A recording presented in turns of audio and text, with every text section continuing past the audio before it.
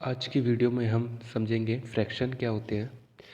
Fraction को पहले आपको हिंदी में समझना होगा। फ्रैक्शन का मतलब होता है भिन्न या फिर अंश। अंश मतलब किसी चीज़ का कोई पार्ट। ओके, ये आपका फ्रैक्शंस है। ओके, अब जैसे कि आपके पास कोई एक सर्कल है या फिर एक बॉल है। बॉल, ओके, एक सिंगल पीस की बॉल है। ठीक है, ये क्या है? वन बॉल है। ओके, वन लिख सकते हैं हम इसे। ठीक है, अगर अब मैं इसे कहूँ कि इसको बीच से मैंने आधा कर दिया इस बॉल को, ये बॉल कट गई। ओके, अब बॉल के दो टुकड़े हो गए ना। पहले ये एक थी, अब इसके दो टुकड़े हो गए। तो अब ये एक बॉल जो है दो टुकड़ों में कट चुकी है। ठीक है, तो अब ये एक बॉल जो थी वो दो हो गई है ना। तो इसलिए इसको मैंने हाफ लिख लिया। एक बॉल थी वो दो भागों में डिवाइड हो गई है। अब तो इन दोनों भागों को आपस में जब आप मिलाओगे तो हाफ, हाफ ये वाली बॉल थी, हाफ ये वाली बॉल थी, तभी तो एक बनेगी, है कि नहीं?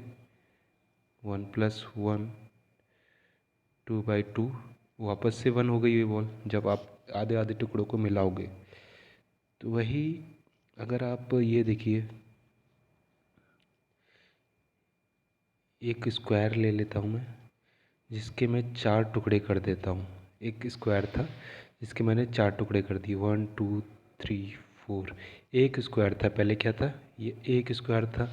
अब इसके कितने मैंने टुकड़े किए हैं? चार। ये एक स्क्वायर चार टुकड़ों में डिवाइड हो गया।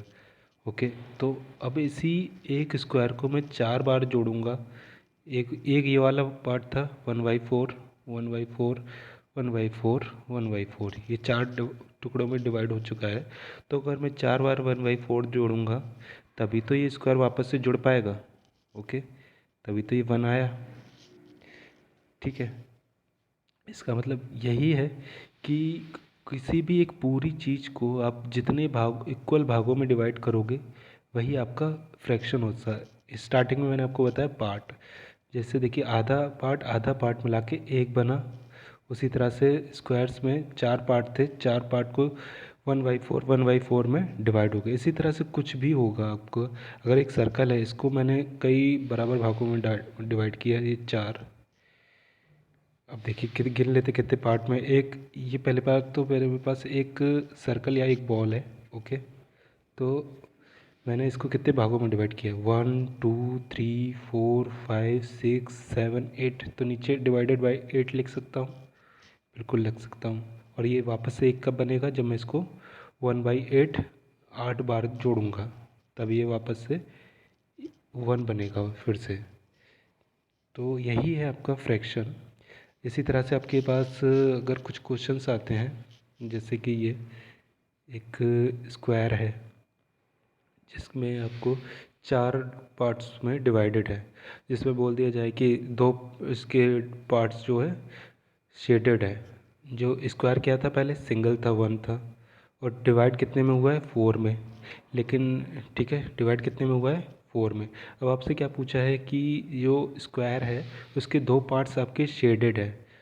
तो तो आपको पहले लिखना होगा कि कितने पार्ट में डिवाइडेड था? 4 में। और शेडेड कितने हैं? ऊपर दो हो जाएगा। केवल इतने पोर्शन के बारे में पूछा है आपसे, तो ऊपर दो हो गया, दो पार्ट जो इसके शेडेड है। पहले क्या था कि पूरे एक पार्ट के बारे में पूछा रहा, वन मतलब किसी एक पार्ट के बारे में। ये 1/4 है, जैसे ये 1/4 था। ओके, अब आपसे दो, जो दो पार्ट थे बराबर में, तो उनको एक बना दिया गया है। तो अब ये कितना हो गया? तो 2 हो गया, तो 2/4 हो गया। इसका आंसर आपका इस तरह से हो जाएगा। इसी तरह से अगर कुछ और एग्जांपल्स हैं, कुछ ये ट्रायंगल है। ओके, ये 1, ये 2, इसके टू पार्ट आपके शेडेड है। ओके, तो पहले तो ट्रायंगल क्या है? एक है, और डिवाइडेड कितने में है? 1 2 3 में डिवाइडेड है। ठीक है, 1/3 हो गया। अब आपका क्वेश्चन क्या था कि डिवाइडेड कितने में था? ट्रायंगल एक 1 2 3 में डिवाइडेड था, और शेडेड कितने थे? 1 2 में शेडेड थे। ठीक है, तो अभी आपका यही आंसर हो जाएगा जो शेडेड पार्ट्स के लिए पूछा जाएगा। अगर नॉर्मली अगर पूछा जाएगा जिसमें आपको कुछ नहीं बताया गया तो सिंगल पार्ट आपका शेडेड होता है, तो 1/3 जैसे ये भी खाली है तो ये 1/3, अगर ये लाइन ना होती तो ये भी 1/3 होता एंड ये भी 1/3 होता। लेकिन अब ये दोनों पार्ट्स एक ही में जुड़ चुके हैं, ये वाला एंड ये वाला, तो 2/3 हो गया। फिर यही आपके फ्रैक्शंस मतलब आपको याद रखना है कि पार्ट्स होता है, फ्रैक्शन का मतलब पार्ट होता है। तो किसी भी अगर पूरी चीज़ का अगर छोटा भी पार्ट होगा वो छोटा छोटा पार्ट मिल के उस पार्ट को पूरा करेगा, यही आपका फ्रैक्शन होगा।